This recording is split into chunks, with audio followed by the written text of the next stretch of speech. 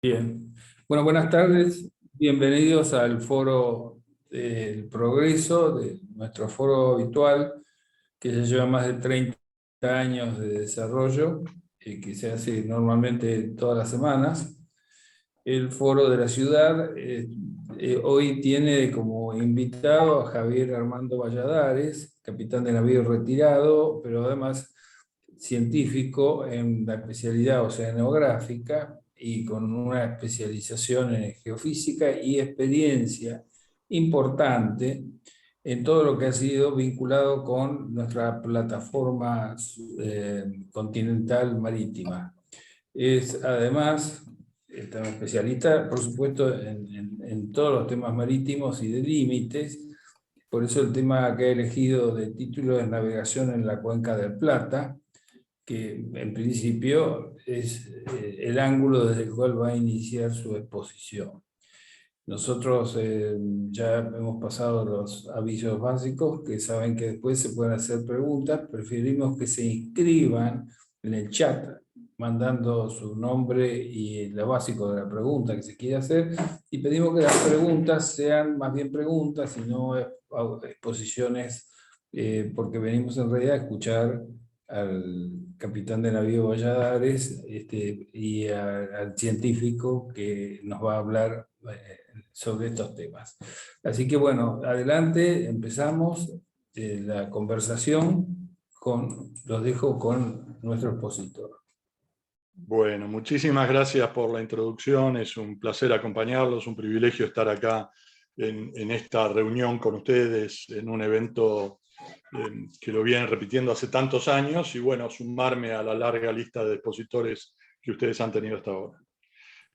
Acá les muestro, menos mal que esta charla la coordinamos, veo que el interés era un tema de actualidad y la coordinamos con este tema de navegación en la cuenca y que no me ponen en el difícil compromiso de hablar de la plataforma continental en estos días tan complejos y tan debatidos, ¿no? Pero ese podría ser un futuro tema de charla en otra oportunidad. La navegación en la Cuenca del Plata es un tema apasionante que yo voy a tratar de compartir con ustedes ideas. Yo no pretendo mostrarles una realidad única ni absoluta, sino mi intención es tratar de ayudar a comprender la complejidad de lo que es la Cuenca del Plata y la navegación en una zona tan compleja como el Río de la Plata. De nuevo, muchas gracias al Club del Progreso y a todos los aquí asistentes. Díganme si ven la presentación. Esta es una imagen que siempre me gusta mostrarla inicialmente.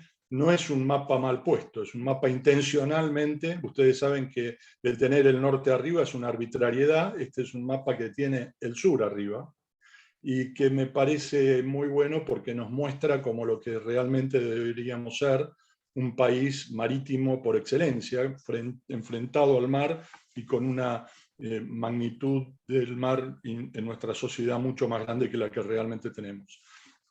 Y lo que vamos a hablar es de la desembocadura de una de las principales cuencas fluviales del mundo, que es la Cuenca del Plata, que hace un tiempo encontré esta imagen satelital que me parece fantástica porque se ve prácticamente todo el Río de la Plata, se puede ver el río Uruguay y se puede ver una parte, no sé si ustedes ven mi flecha, se ve el delta y el río. Obviamente estas imágenes eran antes de esta sequía extraordinaria, pero me parece una imagen muy didáctica del ámbito en el cual vamos a hablar. Como les dije recién, esto es casi un ejercicio de planificación de lo que debería ser la planificación estratégica nacional. No quiero abrir polémicas porque las hay y muchas en este momento con este tema sobre lo bien o mal que se están haciendo algunas cosas y encima con la problemática propia de un cambio, una renovación del mantenimiento de dragado y balizamiento en el sistema. Así que lo que quiero es ayudarlos a pensar juntos, tratar de ser un simple compaginador de las ideas que están dando vuelta y que juntos nos demos cuenta de la magnitud del problema que tenemos por delante y que por sobre todo entendamos el para qué este es un sistema vital para nuestro país. Dicho esto, entonces voy a tratar de contar el problema. El problema de la navegación del Río de la Plata no es fácil. Esta es una excelente imagen. Yo puedo hacer zoom, no quiero tampoco agobiarlos con imágenes. Esta es una excelente imagen del Río de la Plata, en donde pueden ver en distintos colores los canales que existen hoy en día en el Río de la Plata, y la tomé de un boletín del Centro Naval publicado hace un par de años, al cual le agregué el tan mentado, y que me imagino que debe tener algún interés en ustedes, Canal Magdalena. Así que esto es simplemente el Río de la Plata. Quiero mostrarles de dónde venimos. Hay un mapa de 1600 de Ruiz Díaz de Guzmán que muestra el Río de la Plata totalmente deformado. Si ustedes llegan a ver, se ve la costa chilena. Miren la deformación que tenía el mapa, es de 1600, pero fíjense el detalle que tenían los ríos. Ya claramente el río Paraná, el río Paraguay, el río Uruguay. Un poco más reciente, Patroj en 1700 ya mostró un mapa bastante más similar a lo que podríamos ver hoy en día en los mapas. Ahora bien, ¿cómo realmente lo vemos nosotros hoy en día? Como un sistema muy complejo. Muy complejo, en donde tenemos el río Paraguay, que junto con el Paraná forman lo que se llama la hidrovía Paraná-Paraguay. Tenemos el Alto Paraná, que si bien tiene represas que le dificultan la navegación, igual tiene una importante actividad, y el Brasil, a través de un brazo, ha derivado a través de lo que se llama la represa Tietê al Atlántico. Y acá vemos un mapa muy interesante donde están las cuencas que integrarían todo este sistema del Río de la Plata, donde está la cuenca del Uruguay, del Paraguay, del Paraná, y obviamente la propiamente dicha del Plata.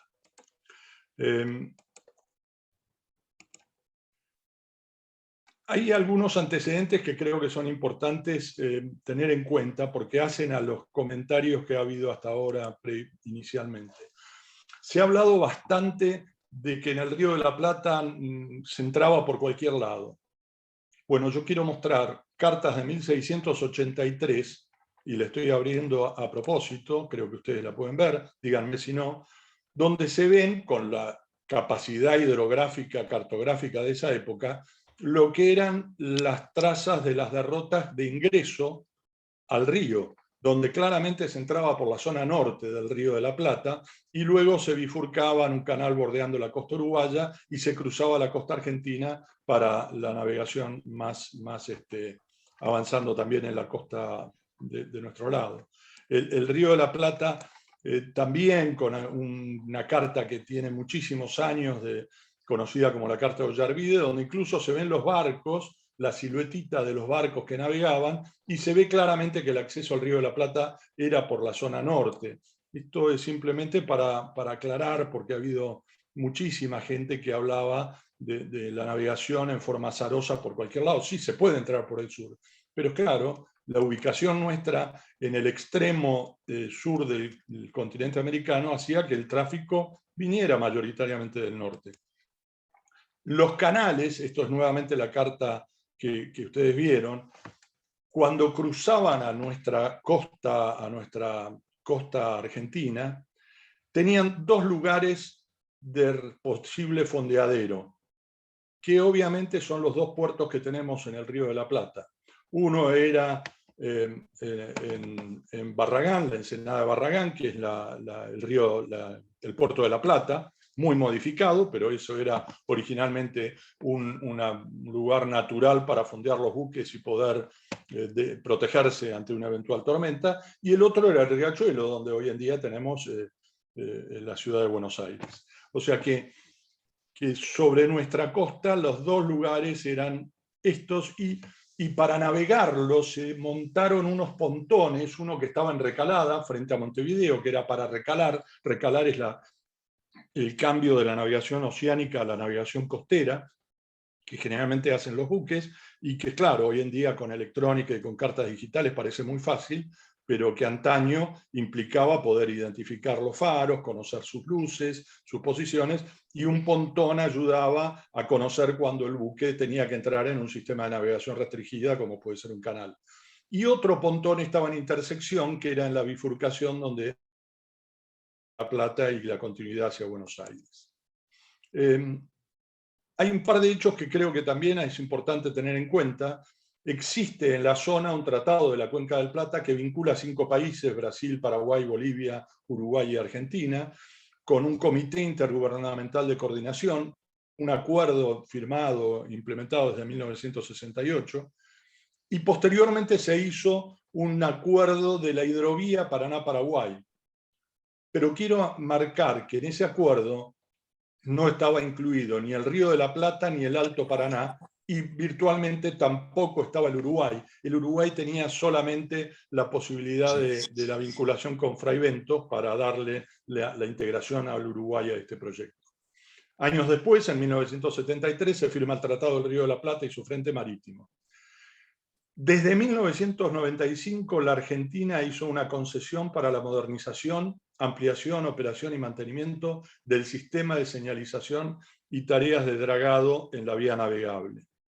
Ese contrato, que terminó hace ya muchos años, se lo extendió hasta el 2021, situación en la cual estamos ahora. Y cuando se lo extendió en plazo, también se lo extendió en alcance, llegando hasta confluencia, que es la confluencia del río Paraguay con el Paraná. Esto es lo que hoy en día muchos se habla y se mezclan nombres. La hidrovía Paraná-Paraguay del Tratado de la Cuenca del Plata, lo que es la concesión argentina, parte de esta hidrovía, y esto integra todo este sistema de navegación troncal que teóricamente a partir del 11 de septiembre va a ser administrado por AGP y ese ente de composición mixta provincial nacional que tendrá su sede en Rosario y que se ha hablado últimamente tanto en los medios de prensa. Esta carta que les he puesto acá como antecedente también es la carta del Tratado del Río de la Plata, que muestra también la compleja negociación que llevó a que, ya existiendo la Convención del Derecho del Mar, se tuvieran que hacer adaptaciones para el interior del Río de la Plata, una zona común y unas zonas de pesca compartida entre Uruguay y Argentina. O sea, tenemos un tratado bilateral, tenemos acuerdos multilaterales a través del intergubernamental en la Cuenca del Plata, y tenemos participación exclusiva argentina en el mantenimiento de alguna de estas vías. Vamos entonces a ver un poco cuáles son los temas que ocurren para la navegación y la problemática que hay en este tema del Río de la Plata. ¿Les gusta la presentación? ¿Va bien? ¿Los estoy agobiando con muchos saltos? Muy claro. Es excelente, excelente. Muy bien. Bueno, me alegro, me alegro. Sigo entonces.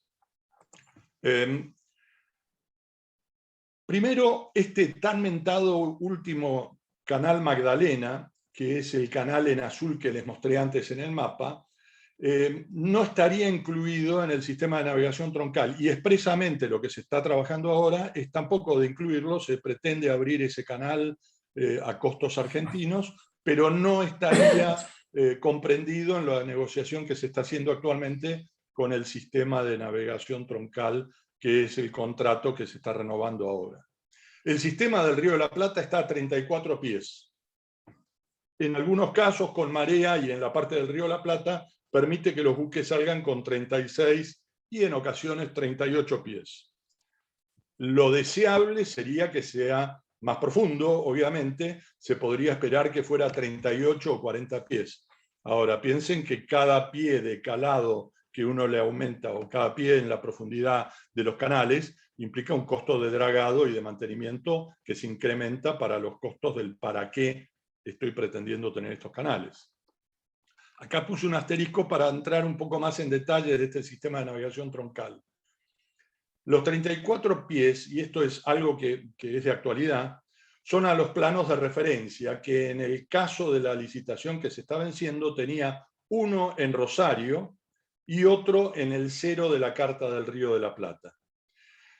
El problema es que en Rosario la plano de referencia estaba 2,47 metros de altura respecto al 0.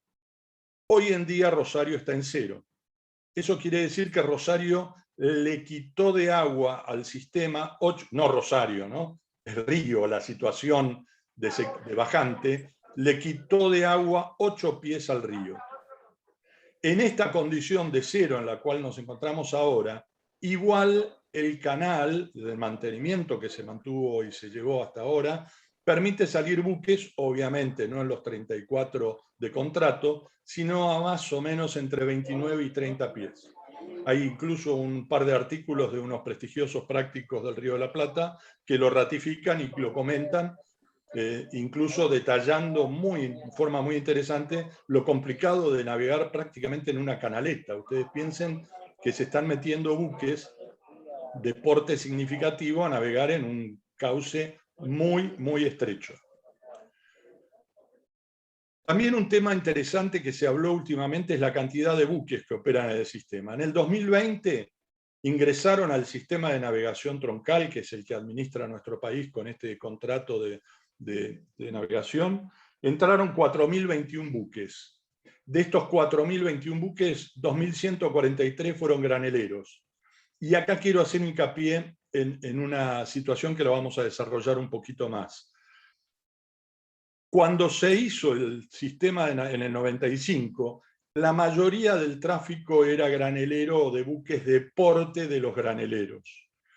Pero desde entonces a la fecha, el mundo está mutando al transporte en contenedores y aparecieron una nueva dimensión de buques que son los portacontenedores, significativamente más grandes en porte, en eslora, longitud, ancho, manga y en su propio calado. Entonces, hoy en día va a ser muy difícil poder mantener un sistema de navegación troncal con un único buque de referencia o estándar náutico.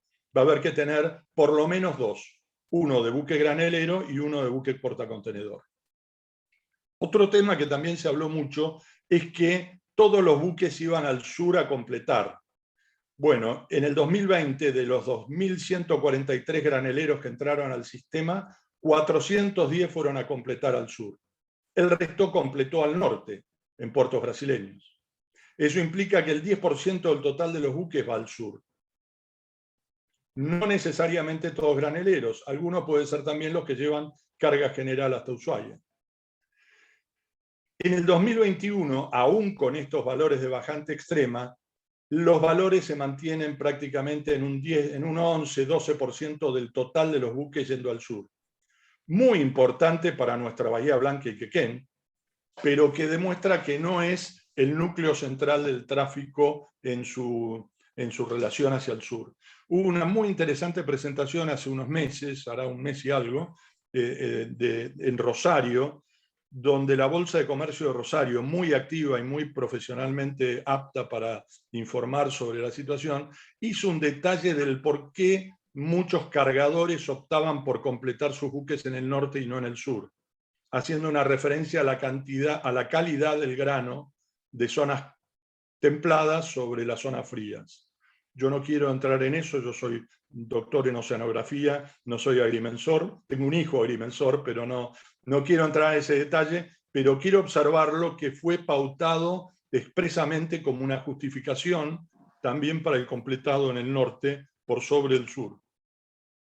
Continúo con esto, el Canal Magdalena y el Punta Indio, que serían entonces los dos canales de acceso al Río de la Plata, deberían tener el mismo calado, porque si yo entro por el sur o por el norte, no debería tener...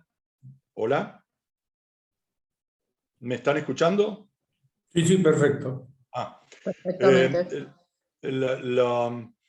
El acceso por el norte y por el sur deberían tener el mismo calado, porque si no estaríamos generando un escalón de buques que no tendrían cómo navegar o destino claramente. Se habló en un momento de un canal Magdalena de 47 pies, muy ambicioso para permitir que entraran los buques más grandes de los que podrían llegar a la zona.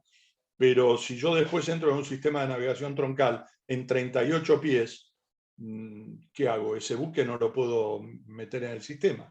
Sería para que navegue nada más acercándose hasta el canal de intermedio. No podría entrar al sistema. Por eso es fundamental la compatibilización, aún siendo del sistema o no, de las profundidades de los canales.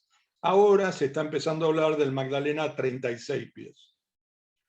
Cosa que preocupa porque es muy posible que entonces el sistema de navegación troncal en vez de ambicionar llegar a los 38/40, se quede en 36. Un tema muy, muy sensible también es la gestión de este sistema. La gestión del sistema implica saber qué canales se usan, con qué administración le doy paso a los buques y por qué lado. Ustedes saben que tenemos, como les mostré inicialmente, varios canales de posible uso. Y eso debe ser administrado inteligentemente. También tiene que aplicarse, al menos en territorio argentino, los controles y actividades de las distintas agencias, nuestra prefectura, nuestra aduana, pero creo que claramente hay que diferenciar lo que es la actividad logística del transporte de lo que es el control de la carga que se hace. Son agencias diferenciadas en esta actividad. Hoy se empezó a hablar también de que no se modificaría el peaje, cosa que preocupa mucho porque ahí está la base del para qué. Si yo modifico una licitación internacional, que quiero aclarar que cuando se hizo la licitación de la hidrovía, fue la licitación más importante del mundo en presupuesto, por lo que implica traer dragas y empresas de primer orden mundial para dragar un sistema de navegación que hasta Confluencia son 1.200 kilómetros. También existe una problemática que creo que es muy interesante y a tener en cuenta, que son todos los servicios náuticos que la navegación implica, y que hoy en día, por estar el acceso frente a Montevideo, los está beneficiando claramente a la ciudad de Montevideo y al Uruguay, a nuestros hermanos uruguayos. Ahí tenemos todo lo que es cambios de tripulaciones, llegada en barco de prácticos, embarcaciones auxiliares que pueden hacer algún apoyo logístico de reparaciones a los buques, y todo eso ocurre en un fondeadero que se llama Delta. Los fondeaderos en la boca del Río de la Plata están identificados con letras. El fondeadero, que implicaría venir de la costa a fondear en la costa argentina, está abierto al océano Atlántico y a los vientos del sudeste. El fondeadero que está frente a Montevideo tiene el banco inglés que le protege la ola que se forma. O sea que muchas veces los buques optan y prefieren, y van a seguir prefiriendo, esperar entrar al sistema en un fondeadero más amigable que venir a zarandearse frente a la costa argentina. O sea que para poder justificar que el ingreso sea exclusivo por el sur, habría que generar una mejora significativa en la protección y en el circuito que tienen los buques dentro del sistema. Ese es un problema que también hay que analizar. Los grandes buques lo vamos a hablar un poco más adelante con las dimensiones de los buques modernos. Y después el riesgo que se habló de discontinuar el Punta Indio. Este es un riesgo realmente importante. El canal Punta Indio es el que cruza, que ustedes habrán leído en algunos diarios, que cruza de Montevideo a Punta Piedras, en la costa argentina, y que lo vieron también en el mapa de Ollarvide anteriormente mostrado. Desde que se entra al sistema, el control y el peaje son argentinos. O sea, eso que también se habló en muchos lados de que estábamos entregando el control al Uruguay, eso no es así. El control siempre se hace desde el pontón Recalada con bandera argentina frente a Montevideo. Y una vez que el buque entra en el sistema de navegación, el peaje entra en el sistema de administración del sistema de navegación troncal argentino. En el caso de discontinuar el Punta Indio y empezar a administrar el acceso por el sur exclusivamente a través del Canal Magdalena, se corre el riesgo, porque ya lo manifestó muy inteligentemente Uruguay, creo que es una medida lógica. Uruguay dijo: yo me hago cargo del Canal Punta Indio. Entonces lo que se va a correr el riesgo es que, en vez de tener el pontón Recalada enfrente a Montevideo, tengamos el pontón Tango uruguayo frente a Punta Piedras, con bandera uruguaya, obviamente, para permitir el cambio de practicaje o de control de un canal al otro. O sea que discontinuar el canal Punta Indio puede ser exactamente lo opuesto a lo que está justificando al canal Magdalena. Yo creo que en el caso de abrirse el Magdalena, como se está sugiriendo, hay que mantener el Punta Indio cosa que nos va a poner en la compleja situación de tener, no compleja porque es buena, porque siempre es bueno tener dos canales, pero que mantener dos canales simultáneamente, con los costos que eso implica y la justificación del para qué que vengo tratando de reiterar en cada una de estas imágenes. Cuando hablamos entonces de la gestión, hablamos de que el sistema de navegación troncal necesita identificar claramente cuáles son los canales que se utilizaría para navegar.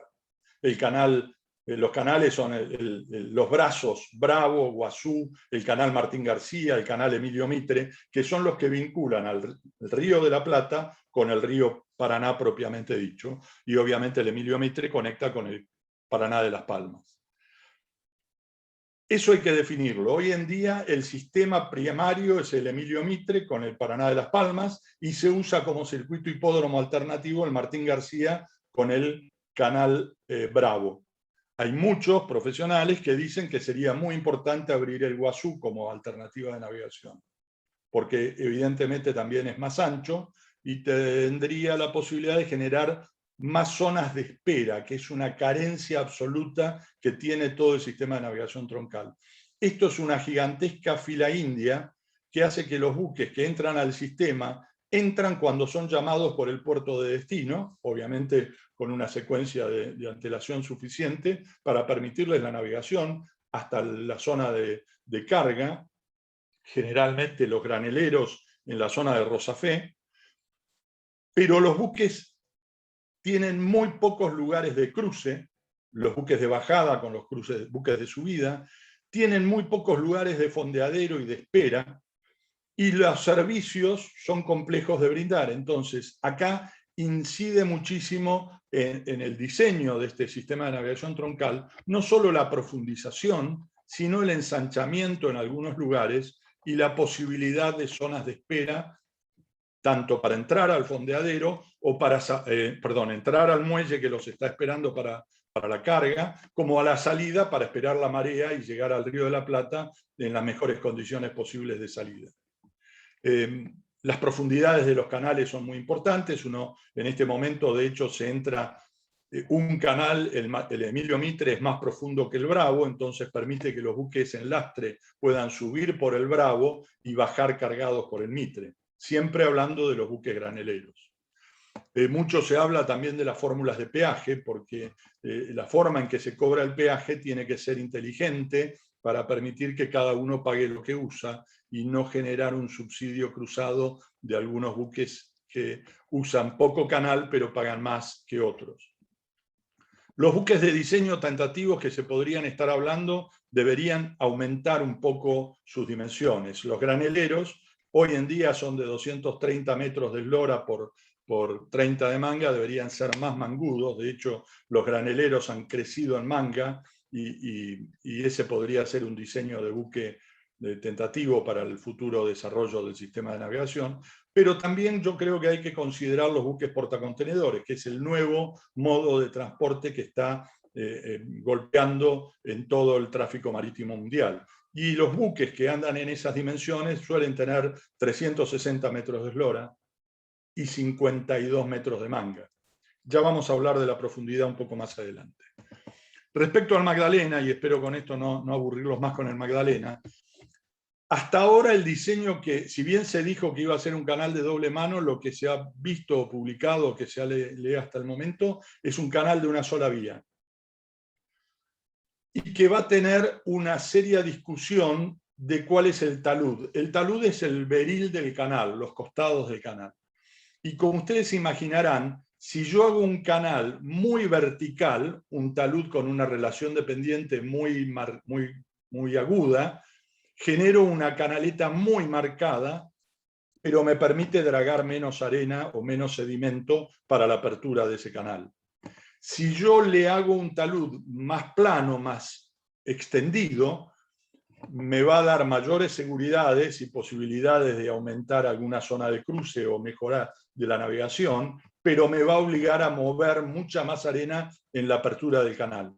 Eso es una cuenta numérica clave. Y en este momento, con una asignación fija para la apertura del Magdalena, yo creo que ahí debe haber uno de los meollos del problema de con qué talud se hace ese canal. porque eso va a marcar qué características de canal va a permitir y qué tipo de buque va a permitir entrar. Además, todavía no hay un estudio claro de las corrientes, hay muchos comentarios de que las corrientes serían mejores que en el Punta Indio, no está probado, y existe un fondo náutico muy estudiado en el Uruguay, no todavía del lado argentino, que es una capa de fango y de sedimento blando que está en el fondo del río y que no afecta a la navegación, pero sí puede complicar para algunos tipos de buque. Eso tampoco está analizado y que es muy importante al momento de determinar los volúmenes. Los trabajos hechos en CARP, que es la autoridad, la Comisión Administradora del Río de la Plata, que generó estudios, fueron todos de tipo anteproyecto, todos para ser presentados ante el Uruguay para su aprobación, pero no son trabajos como para pasar a obra. Falta un proyecto ejecutivo de ingeniería. Eso quiero pensar de que debe estar en este momento en los análisis de quienes tienen la decisión de turno. Falta una simulación de un escenario y de los impactos en el comercio exterior y el movimiento marítimo. Hay muchos economistas que dicen que este canal Magdalena no se amortiza de ninguna forma, porque no va a poder tener el flujo de tráfico marítimo que debería tener para amortizar sus costos de apertura. No lo puedo garantizar, pero es una cuenta pendiente, no está hablada en ningún lado. Y la amortización entonces sería un tema muy complejo de poder demostrar. Sigamos entonces. El tema de los buques que les dije que les iba a contar un poco más. Hoy en día, entonces, claramente hay dos tipos de tráfico marítimo, el buque granelero y el buque containero. Los containers irrumpieron en el mundo aproximadamente en la década del 60 del siglo pasado y desde entonces se han convertido en la forma de comerciar valor agregado. Generalmente en contenedores va el valor agregado industrial o agropecuario, pero con algún nivel de producción, y los graneleros continúan transportando carga a granel, como su nombre lo indica. Entonces, como les dije antes, el buque de diseño tiene que modificarse, tendría que acompañar, pero al modificar el buque de diseño hay que pensar en los puertos que van a recibir a esos buques de diseño. De nada me sirve tener un canal que se pretenda ir a 40 pies si los puertos donde van a ir no tienen muelles aptos para recibir buques de 40 pies. Es un pequeño detalle que tiene que ser analizado. Las líneas marítimas, hoy en día, el 45% de los buques que entran al sistema de navegación troncal con contenedores son de un porte aproximadamente de 7.000 teus, asumiendo que cada teu es un contenedor. Transportarían 7.000 teus. En el hipotético caso que vengan cargados, situación que no ocurre porque somos un país en el final de la línea, entonces la carga que nos llega no demanda un buque completo. Somos lamentablemente un país que importamos contenedores cargados y exportamos en una medida significativa contenedores vacíos, porque no tenemos una industria que llene la misma cantidad de contenedores que entra como para que salgan. Los buques más grandes que han entrado en el sistema hoy en día tienen 11.000 teus y han entrado en el puerto de Dock Sud. En el puerto de La Plata, que hay un desarrollo muy interesante, un puerto muy moderno, todavía nunca entró un buque de estas dimensiones. ¿Por qué? Porque es un puerto que aún no tiene una conexión terrestre, férrea y carretera con un sistema para permitir la logística de la parte inland de la actividad comercial marítima. Entonces, el día que se habla de la simbiosis de Canal Magdalena con el puerto de La Plata, es una simbiosis que hay que probarla y demostrarla. Porque primero, ¿con qué calado voy a entrar en el Magdalena? ¿Y a qué calado voy a poder entrar en el puerto de La Plata? Creo que el puerto de La Plata está en 42 pies, pero jamás entró un buque de ese tamaño. ¿Por qué? Porque además es compleja el acceso, muy angosto, y un buque de 11.000 teus tendría una importante ola de proa que habría que ver cómo se maneja en la zona de Cuatro Bocas. Es un tema que también merece un mayor detalle de análisis. En el tema de los fletes marítimos existe una situación excepcional por los precios que se han escalado en este momento, especialmente en estas situaciones actuales de pandemia. Pero hay que tener en cuenta que el 70% del comercio, que es en modo marítimo, el 52% es en contenedores.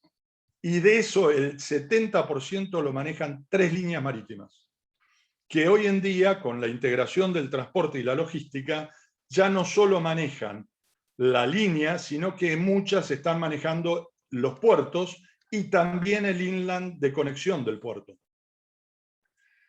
¿Qué implica eso?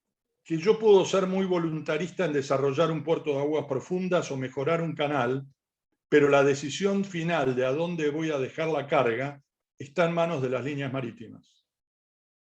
Y que voy a tener que negociar con ellos la posibilidad de qué hago con la carga.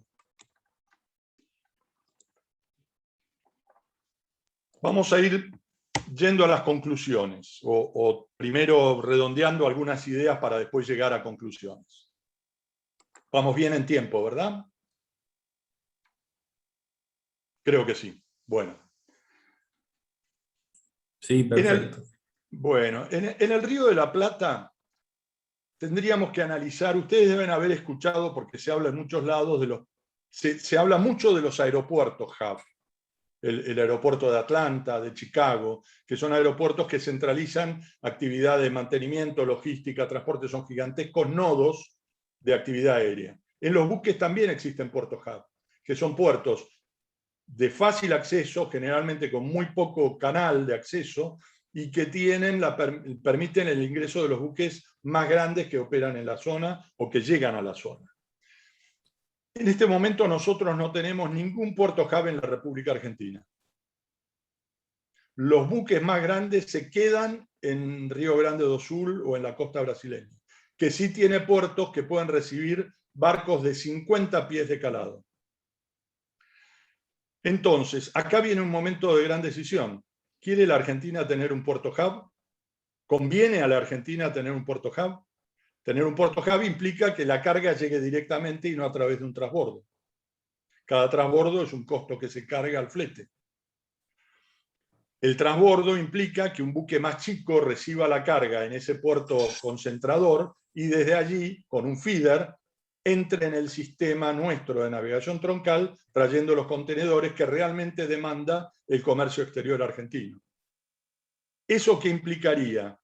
Que habría que asociar el tamaño del feeder al canal que estoy haciendo, porque ¿para qué voy a hacer un canal de 42 pies si los feeder que van a venir van a tener 37 o 38? Siempre esto termina en que la señora del gorro frigio tiene que asumir los costos diferenciales entre la obra que uno propone y la realidad de la operatoria que se genera. La señora del gorro frigio obviamente es la República, ¿no? Como se imaginarán. Una alternativa es, con muy buena voluntad, decir a partir de mañana declaramos que es Puerto Hub Bahía Blanca. Pero eso implicaría generarle una interconexión a Bahía Blanca ferroviaria, carretera, porque los contenedores que llegarían al sistema del Río de la Plata, Santa Fe, Buenos Aires, Santa Fe y Córdoba, tendrían que transportarse de alguna forma desde Bahía Blanca. Y sabemos que el sistema terrestre no acompañaría a esa magnitud. Y además, Bahía Blanca, si bien es mucho mejor puerto, creo que Bahía Blanca tranquilamente podría ir, no a 50 pies, pero en 45 podría operar. Bahía Blanca tendría también algunas dificultades porque tiene un canal bastante largo, no como el Río de la Plata, pero tiene un canal significativo. Si decidimos tener un puerto hub, que es una opción que también se habló mucho últimamente, ese puerto tendría que estar lo más externo posible del sistema del Río de la Plata, lo más cerca de la boca, lo más parecido a un Montevideo del lado argentino. Hay quienes hablaban de Punta Piedras como una alternativa. y ahí tendría que tener, obviamente, un canal lo más corto posible y ser lo más profundo posible. Ahí sí entraría una combinación parcial de lo que podría ser el canal Magdalena hacia un puerto que pretenda ser hub. Pero insisto en lo que mencioné antes, la decisión si es hub o no, no es un acto volitivo nuestro, va a ser una negociación y compleja decisión con las líneas marítimas que opten por traer su carga con buques grandes hasta aquí o prefieran dejarlos en Brasil. Es un tema no menor y de planeamiento estratégico muy importante. Con respecto al Canal Magdalena, yo no tengo duda que el Canal Magdalena tiene que estar en la agenda nacional. Lo que sí me animaría a consultar si este es el momento. Yo en algunas charlas más coloquiales siempre pongo que el Canal Magdalena puede ser un ejemplo parecido al puente Buenos Aires-Colonia. Son esas cosas que ninguna duda tienen que estar en una carpeta de análisis estratégico. La pregunta es, ¿cuándo lo hago? ¿Y para qué lo hago? ¿El Canal Magdalena sería hoy una prioridad? Ese es un análisis que lo tienen que tener los funcionarios públicos, para lo cual hay que profesionalizar a nuestro staff de gente que está en la decisión, no política, en la decisión técnica de las obras que se hacen para moderar y asesorar a las decisiones políticas. Faltaría un mayor detalle para implementar un proyecto de esta magnitud y tan caro, porque se está hablando de una asignación de $300 millones, y generaría un cambio en el sistema de los fondeaderos en el Río de la Plata de acceso. Eso, independientemente que se haga un puerto en la boca del Río de la Plata, llevaría a que hay que montar servicios en la costa argentina. O sea, de alguna forma hay que hacer alguna infraestructura en la costa argentina para permitir la atención de ingreso de prácticos y apoyos que se puedan hacer desde el acceso al Canal Magdalena. Pero el país podría tener, y en esto no quiero ser muy complejo, quiero simplemente tirar algunas ideas. Las que están en negrita son las que estarían asociadas al sistema de navegación troncal, las que no están en negrita serían pensamientos que creo que fácilmente todos pueden compartir. También se está hablando en este momento de la conexión Tierra del Fuego con el continente, una historia muy larga que se está debatiendo y que yo tuve el placer de asesorar en algún momento al respecto. Lo único que, por ejemplo, puedo decir en eso, que si la conexión de Tierra del Fuego al continente es para hacer un bypass de camiones, no tiene sentido. La conexión de Tierra del Fuego al continente tiene que ser para desarrollar el tráfico marítimo de cabotaje, que es el más barato, más económico y que permitiría un cambio sustancial en el transporte patagónico de nuestro país, transporte de contenedores. Otra alternativa es generar un famoso tren rápido, no solo de pasajeros, sino de carga entre Córdoba, Rosario, Buenos Aires, Mendoza, Buenos Aires, Neuquén, Bahía Blanca. Bueno, hablamos de una nueva gestión en el sistema de navegación troncal, más específico, con las obras de complementarias que son importantísimas, realmente darle al Puerto de La Plata una conectividad que le permita competir con DocSud. En este momento no lo puede hacer. Analizar si hace falta para el país realmente hacer el puerto de aguas profundas o estamos cómodos con ser destino de feeders. Y después hay un montón de pequeñas medidas que también deberían considerarse, que no son menores, pero que hoy en día afectan a la actividad marítima, que es el código aduanero. El código aduanero argentino hoy en día no favorece el tráfico marítimo, hace que muchas exportaciones del sur sigan de largo para poder cobrar en tiempo y forma la exportación sin ingresar en puertos alternativos argentinos, desincentivando el tráfico de cabotaje. Otra medida importante sería modificar el costo para que vuelvan a aparecer buques de bandera argentina, que hoy en día prácticamente desaparecieron. Hay unos cuantos marinos mercantes que con mucho criterio empezaron a reiterar un concepto que lo sintetizaron muy simpáticamente con el 10 más 10 más 10, 10% de ganancia, 10% de carga impositiva en el IVA y 10% de carga laboral. claro, uno puede decir, eso es ganancia solo es 35%, esto es un número tan significativamente más chico, pero al menos es algo, hoy en día no existe nada. O sea, hoy en día hay el 35% de nada, modificando esto se podría tener un porcentual al menos de una aparición nuevamente de una bandera nacional navegando en nuestras costas. Entonces, creo haberle dado argumentos, obviamente no son la palabra final, ni pretendo desautorizar otros que pueden estar también valiosos, pero son argumentos que demuestran de que el sistema de navegación del Río de la Plata demanda una planificación estratégica nacional, que implica el comercio exterior y la logística nacional, que demanda identificar cuáles son las prioridades. Por ejemplo, nuestro país no tiene una política oceánica nacional. Yo en este momento presido la Academia del Mar. En la Academia del Mar hace 10 años hicimos un documento que se llamó Pautas para una política oceánica nacional. Documento que está en la página web de la Academia del Mar y que lo puedo compartir con todos los interesados. Ese documento se usó como referencia para hacer la política nacional de varios países de América y fue traducido a varios idiomas, entre ellos el japonés y el vietnamita. En la Argentina nunca lo tuvimos en consideración, nunca se incorporó un pensamiento tendiente a generar una verdadera política oceánica sostenida. Aumentar la capacitación de nuestra gente, lo acabamos de decir, la necesidad de generar profesionales en la administración pública. Rescatar el concepto costo-beneficio. Cada vez que se propone una idea, yo insisto, el Canal Magdalena es una fantástica idea, pero hay que analizar el costo-beneficio. ¿Cuál es el beneficio que me lleva meterme en un compromiso de esos versus la posibilidad de generar una operatoria mejor, con una mejor gestión en el sistema del río, del sistema de navegación troncal? Incorporar un pensamiento sistémico. Darnos cuenta de que cuando hablamos de tamaño de buques, estamos hablando no de canales solo, hablamos de comercio, de puerto, la conexión de ese puerto con el hinterland.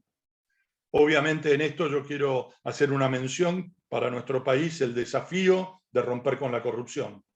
No hoy, siempre.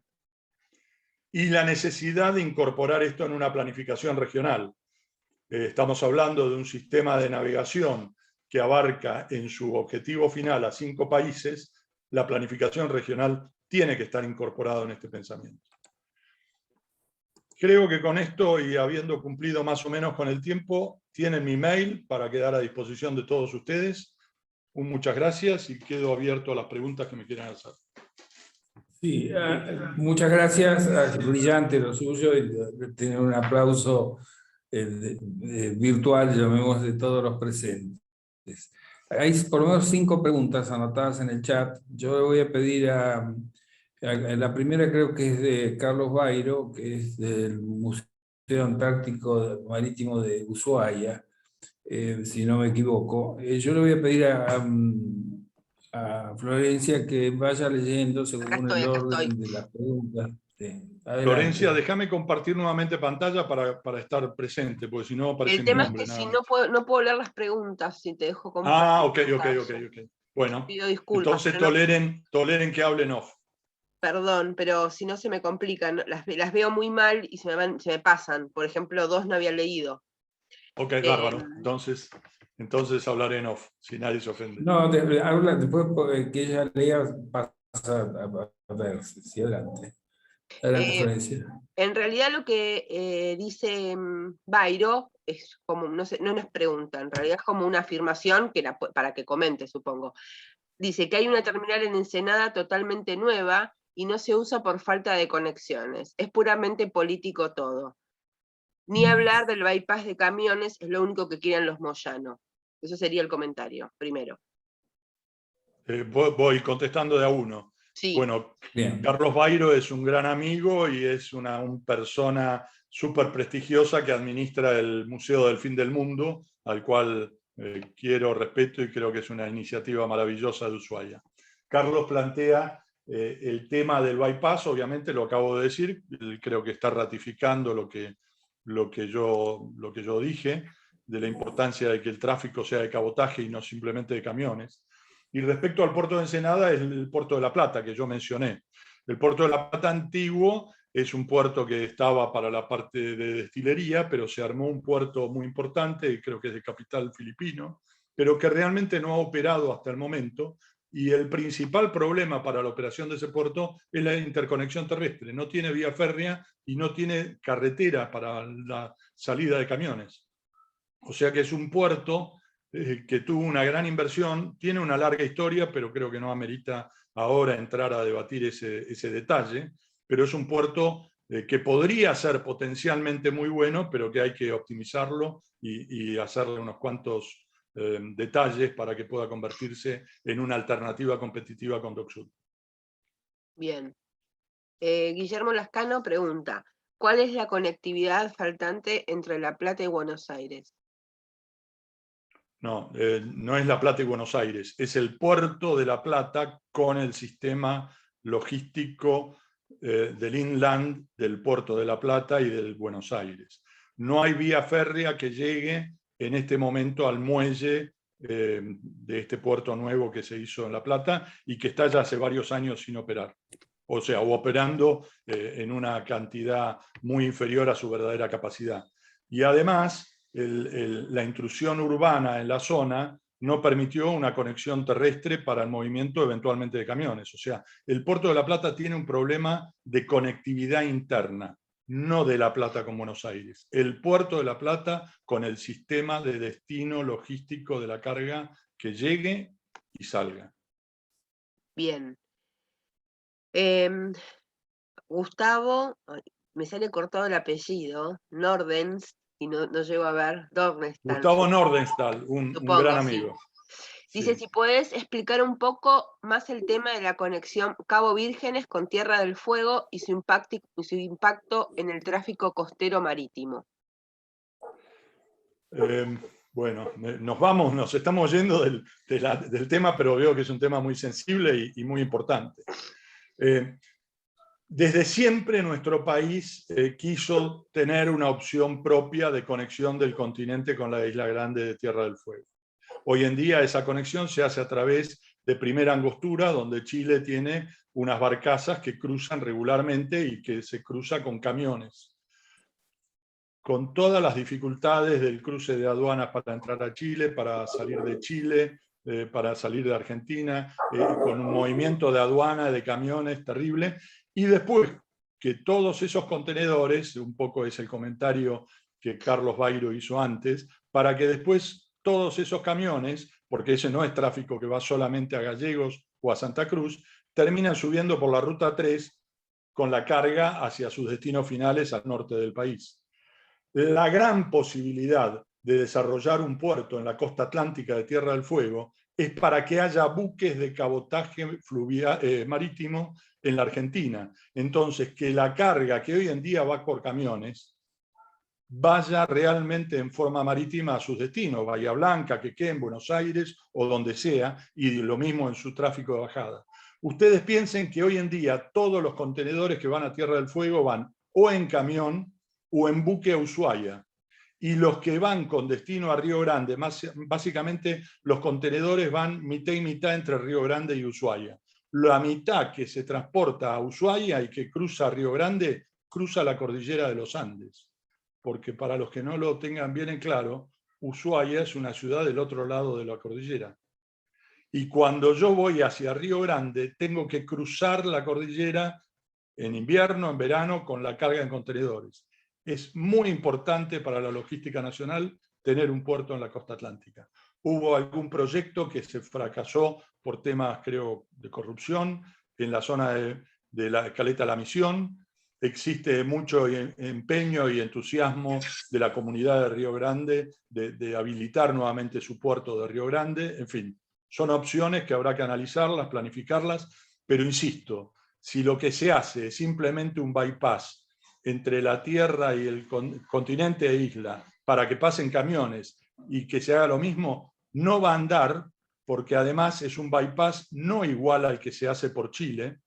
En Chile, en este momento, es un cruce de 40 minutos en una barcaza en aguas protegidas.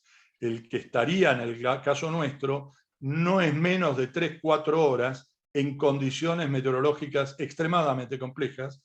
Lo más probable es que nadie empiece a navegar en esa barcaza en el cruce de camiones ni turistas y que vuelvan a usar el cruce por Chile como se hace hasta ahora. Por eso creo que lo que hay que pensar es un puerto realmente que permita el cabotaje marítimo. Okay. Buenísimo.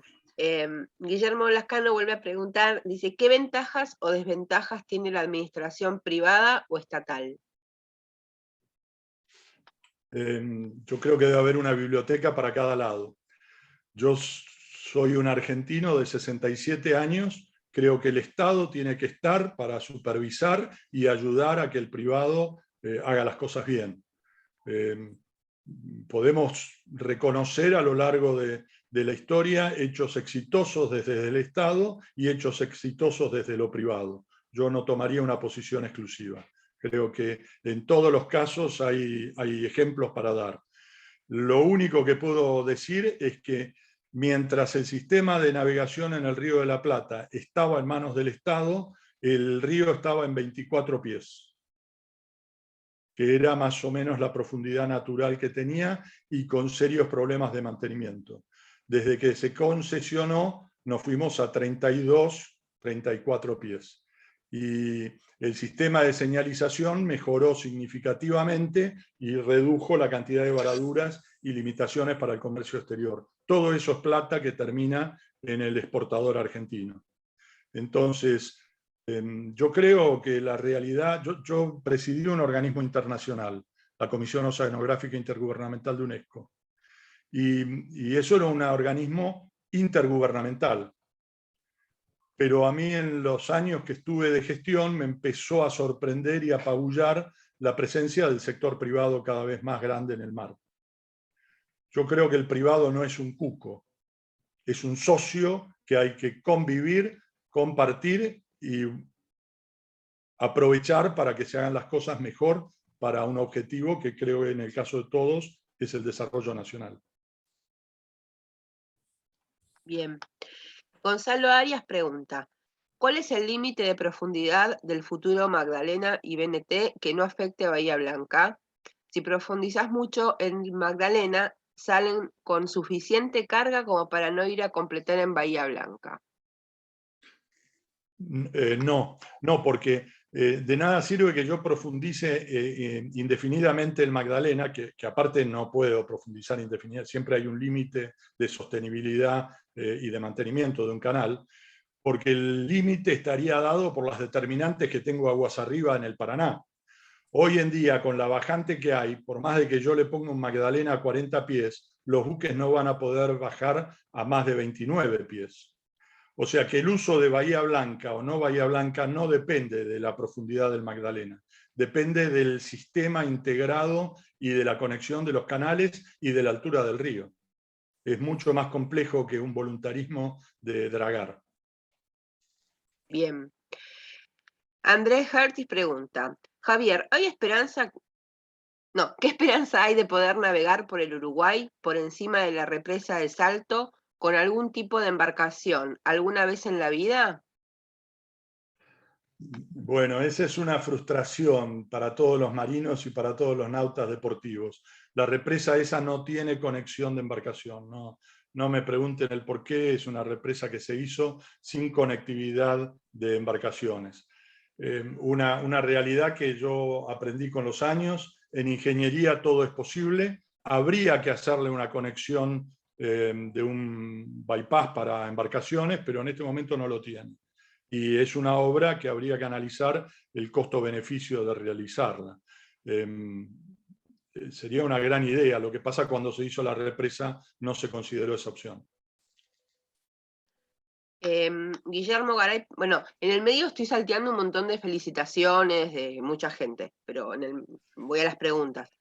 Brillante presentación, y dice, ¿se justifica un puerto Q con H, hub, no sé cómo, en la Argentina? El que mencioné yo antes, hub, Okay. Puerto Hub. Hub. ¿En Argentina existe un movimiento de carga que lo justifique? Depende cuán cuán esperanzado sea la visión de futuro que uno tenga. Los muy analistas económicos dicen que en 10 años no vamos a tener un cambio significativo del comercio exterior actual. Si eso ocurre, tenemos un sobredimensionamiento portuario actualmente. Ahora, todos tenemos que ser optimistas. Yo soy optimista por definición, por más que estoy en mi década de los 60. Así que yo quiero que haya un progreso de desarrollo, quiero que haya más demanda de comercio exterior y ojalá necesitemos un puerto más grande. La realidad es que si ustedes me dicen hoy, con la proyección económica de hoy en día, tenemos sobrecapacidad portuaria. Martín Carrera pregunta, ¿por qué no hay incentivos hacia los jóvenes, hacia carreras que desarrollen estos temas? Los planes de estudios primarios y secundarios deberían incluir los temas oceánicos. ¿Puede ser un tema de planificación y estrategia cultural? En ese documento que les mencioné de las pautas para una política oceánica, uno de los puntos claves es la generación de una conciencia y educación hacia el mar. Hemos hecho cursos para docentes desde la Academia del Mar y hemos hecho navegaciones inclusivas con chicos en buques de oportunidad asociados con la Fundación Goleta del Bicentenario. Pero somos hormiguitas en un sistema. El que debería volcar un esfuerzo para integrar el mar es todo el Estado Nacional. Yo creo que hay que incorporar un pensamiento sistémico hacia el mar, sin ninguna duda, pero esas cosas, cuando uno habla de educación, no habla de hoy para mañana. Hay que hacerlo en forma progresiva, sistémica y con un trabajo realmente dedicado. Y en un país como el nuestro, federal, hay que integrar la voluntad de todos los estados que conforman nuestra nación, ¿no? Perfecto. Bueno, siguen las felicitaciones, esa fue la última pregunta. Yo no sé si Estamos dentro Robert, del tiempo lógico sí, para dar por concluida la sesión, porque nos ha quedado como para otra, ¿no? Es decir, no se ha hablado del Bermejo, no se ha hablado de la plataforma y de algunos problemitas de esa índole expresamente, ¿no es cierto? Eso ya lo quedamos aclarados desde el principio. Así que vamos a comprometer al capitán Valladares para que piense cuándo se va a reunir con nosotros para hablar de estos temas también marítimos. Es decir, y además de la autoridad, yo he planteado en un artículo que publiqué el tema del territorio nacional marítimo, es decir, de una autoridad única política para la zona marítima, que me parece que también es un tema que debe ser incluido dentro de estos temarios de trato, porque hay muchas autoridades dando vueltas que complejizan muchos de estos temas, ¿no? Así que yo le voy a pedir que haga las palabras de cierre, que incluyan un compromiso de contigo en esta conversación en algún momento que le quede bien. Muchas gracias. Bueno, lo que sí te pido nuevamente que me pongas imagen para poder... Está para, comparta usted la pantalla y va a salir. Bueno, muy bien, entonces comparto. Me estarán viendo. Dejo unos segundos más mi mail para poder estar a disposición de todos ustedes cuando lo quieran y me tienen en contacto. Para mí es un placer colaborar y estar. Soy un apasionado del mar toda mi vida. Tuve un desarrollo profesional vinculado al mar, así que poder acompañar a un club tan prestigioso como el Club del Progreso a ayudar a pensar el país que queremos, más allá de ideologías o de pensamientos sectarios, a pensar juntos lo que realmente necesitamos para el país, me parece un desafío que tenemos que afrontar y celebro que ustedes lo estén haciendo con estas charlas. Así que me pongo a disposición. Me invitó a hablar de muchos temas. Yo creo que hay profesionales mucho más idóneos en varios de ellos, pero creo que en algunos puedo colaborar, ayudar y dar una opinión, como lo he hecho. Sin dudas que en este tema de la navegación troncal hay una comunidad no gigantesca, pero sí grande, que podría dar opiniones también al respecto. Yo por eso dije que he tratado de compendiar opiniones de muchos en esta presentación. Lo podemos hacer de la plataforma continental. Yo fui jefe del Servicio de Hidrografía Naval y estuve muy vinculado con la delimitación de la plataforma en sus primeros años. En este momento la siguieron la Comisión de Límites con la doctora Frida Armas. Creo que tanto ella y yo con todo gusto podemos hacer una presentación de la plataforma. El otro tema que me dijeron era el corredor austral. Ese es un tema, me parece más difícil porque no hay tanta información accesible, pero se puede. Y en fin, el mar es un desafío. Las pautas, si quieren, un día podría, me parece, ayudarlos, compartir las pautas para que ustedes sean agricultores conmigo sembrando esta semillita del mar en nuestra sociedad. Así que estoy a disposición, cuando ustedes quieran me convocan y voy a estar con todo placer ayudándolos. Bueno, muchas gracias, muchas gracias. Todos han quedado muy conformes por las notas que veo, así que les deseamos muy buenas noches y muchas gracias por su participación a todos y a usted principalmente por su exposición que ha sido brillante. Muchas gracias. Muchas gracias, hasta luego, hasta la próxima. Chao, hasta luego, buenas noches a todos. Buenas noches a todos, muchas gracias. Hasta luego, buenas noches. Muchas gracias a tanta gente amiga que he visto que están ahí en el auditorio. Gracias, Javier. Buenas noches. Chao, chao. Chao, gracias a Chao, todos. chao. Gracias a todos.